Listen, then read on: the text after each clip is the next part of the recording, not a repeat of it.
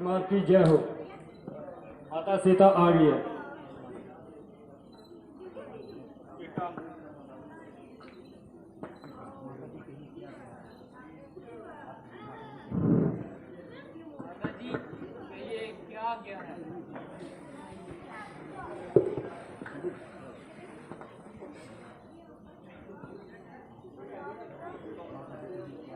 माता जी कहिए क्या गया है।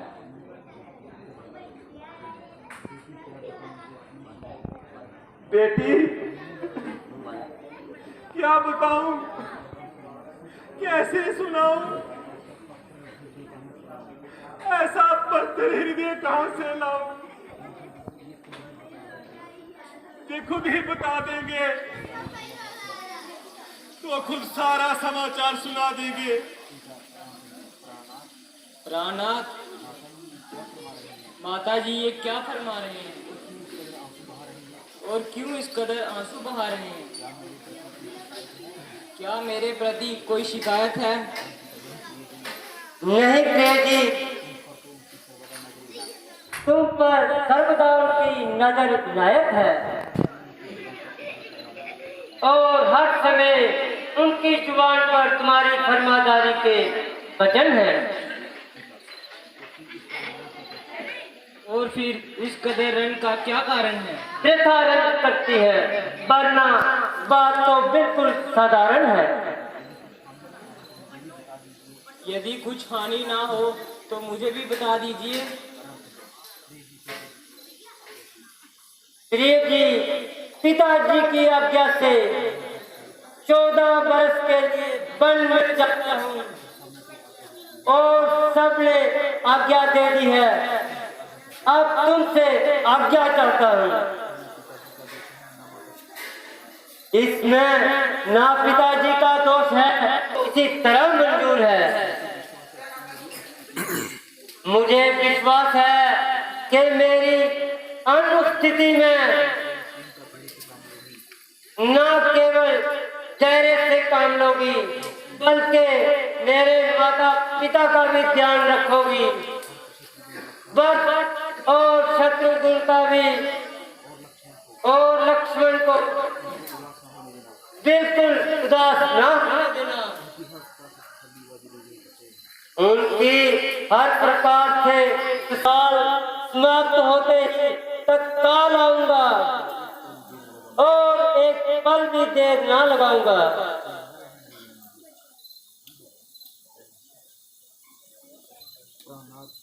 प्राणनाथ,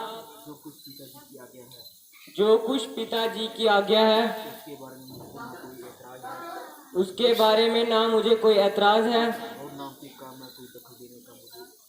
और ना उनके काम में मुझे दखल देने का कोई हक है। वे हर तरह से मालिक हैं, हम तो उनकी आज्ञा के ताबेदार हैं। आप बड़ी खुशी से उनके हुक्म को मानिए, मगर अपनी दासी को भी साथ चलने की आज्ञा दीजिए। जब आपका जंगल में कयार है तो मेरा यहाँ क्या काम है? अगर आपका वनवास है तो मुझको भी वनवास है। मेरे लिए वही विद्या है, यहाँ आपका निवास है। प्रिय जी, तुम जंगल के कष्ट सहन नहीं कर सकोगी, वहाँ बहुत कष्ट होंगे। आपके चरणों में रह के मेरे सब दुख नष्ट होंगे। वहाँ जंगली जानवर तुम्हें सताएंगे, हम उनसे आपका दिल बहलाएंगे।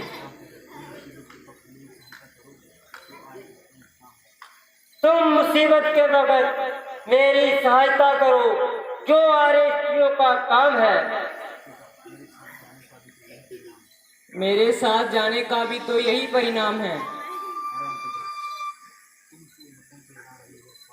तुम तो मन तंक लड़ा रही हो और बात तो कहां से कहीं ले जा रही हो।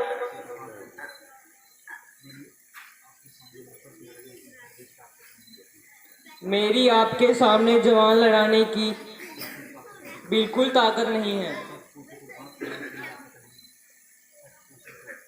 सच पूछो तो बात करने की भी लियाकत नहीं है। पिताजी की आज्ञा का पालन हम दोनों के लिए आवश्यक है। स्वामी जी, मेरी आपकी आज्ञा हर समय स्वीकार है। आप अपने को तो कलंक से बचाते हैं, मगर वही कलंक मेरे माथे पर लगाते हैं। आखिर असलों की असल हूँ और क्षत्रिय वंश की नस्ल हूँ। मरते मर जाऊंगी, मगर पिता जनक और माता धरती के नाम को बट्टा नहीं लगाऊंगी। यदि आप अकेले वन को जाएंगे तो यह निश्चित रखिए कि सीता को कभी जीवित नहीं देख पाओगे। तुम वन में किस लिए जाती हो? आप किस लिए जाते हैं? मेरे पिता की आज्ञा है। मुझको मेरी माता की आज्ञा है। तुम्हारी माता की क्या आज्ञा है? आपके पिता की क्या आज्ञा है? मेरे पिता की यह आज्ञा है कि तुम वन को जाओ। मेरी माता की यह आज्ञा है कि यहाँ तुम्हारे पति जाएं, वहाँ तुम भी जाओ। तुम्हारे मन तक तो वास्तव में लाजवाब है और तुम्हारा साथ देना मेरा एक तरह से जान है। प्राणपति,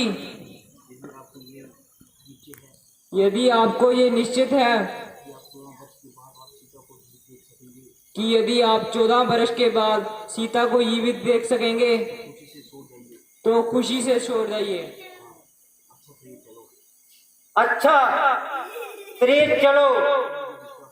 अब मुझे विश्वास हो गया है कि तुम अपनी हट से ना चलोगी और अवश्य साथ चलोगी। अच्छा, माता को प्रणाम करो। प्रणाम माता जी। बेटी, क्या कहूँ, रोते रोते आंखों का पानी खत्म हो गया और राहें बढ़ते बढ़ते कलेजा भस्म हो गया। ना मालूम मैंने ऐसा कौन सा पाप किया जो तुमने मुझको ऐसा संताप दिया। अभी मैं अपनी किस्मत को रो रही थी, पहले ही जख्म से निलाल हो रही थी और अब तुम भी साथ छोड़ने को तैयार हो। अच्छा बेटी, इस पर क्या गिला है? अपने कर्मों इस बुढ़ापे में जो ही बर्बाद होना था और तमाम उम्र अपनी किस्मत को रोना था।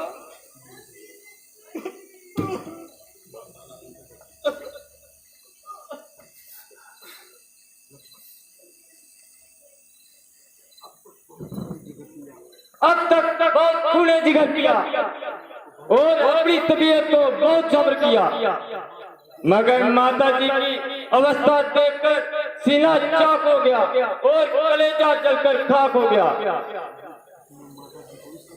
मेरी उपस्थिति में माता जी को इस कदर आजाद, मेरी जिंदगी पर लख लानत और धिक्कार। माता जी, जरा आंखें खोलो, तुम्हारा लक्ष्मण तुम्हारे कदमों पे निसार है। अगर नहीं बोलती तो लीजिए, आपका लक्ष्मण आपसे पहले मरने को तैयार है।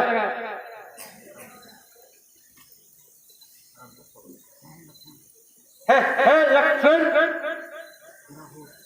जरा होश करो। इस कायरता का क्या अर्थ है?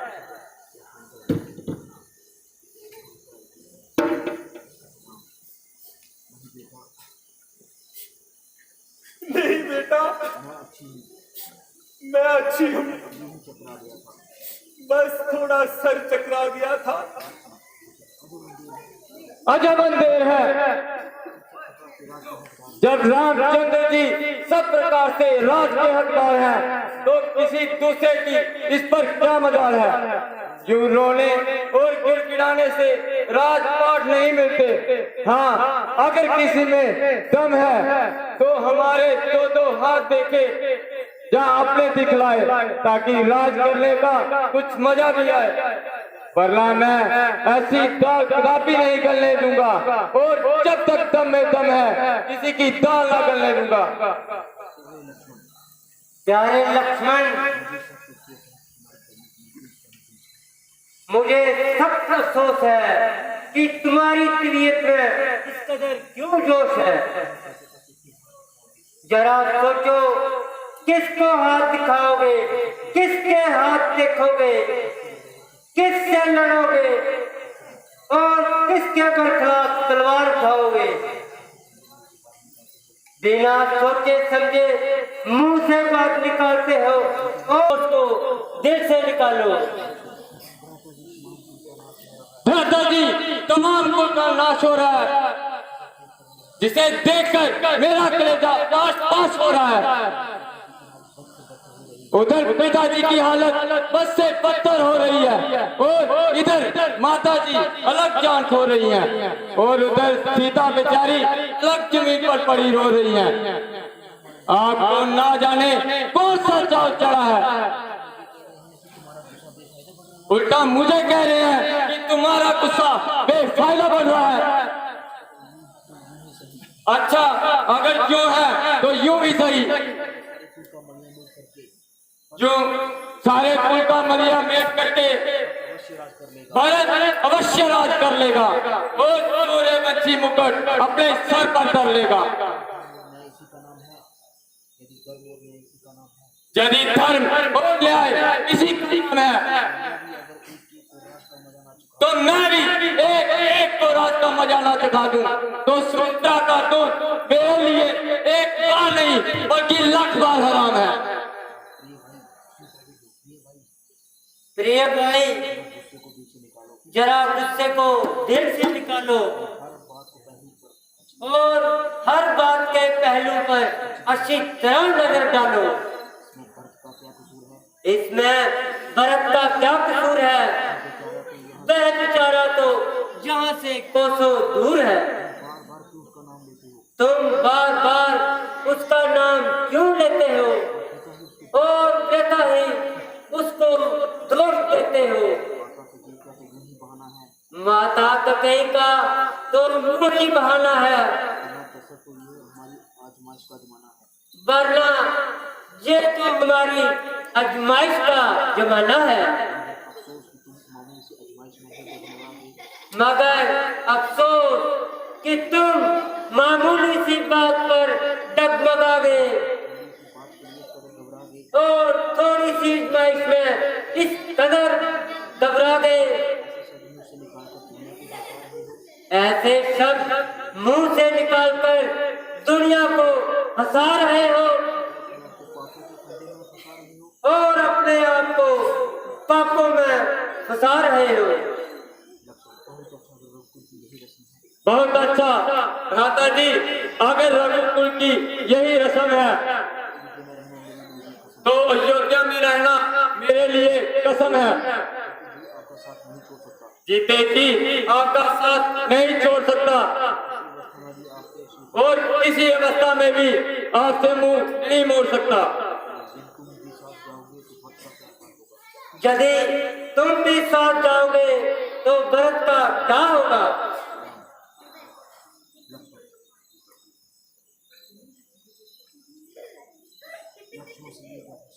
भ्राता जी, लक्ष्मण से ये कैसा सवाल?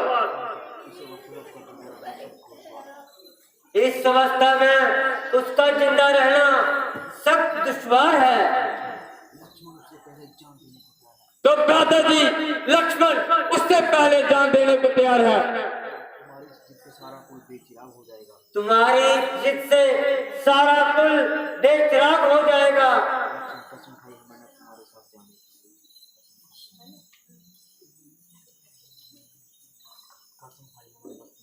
कसम खाई है मैंने बस तुम्हारे साथ जाने की, कसम खाई है मैंने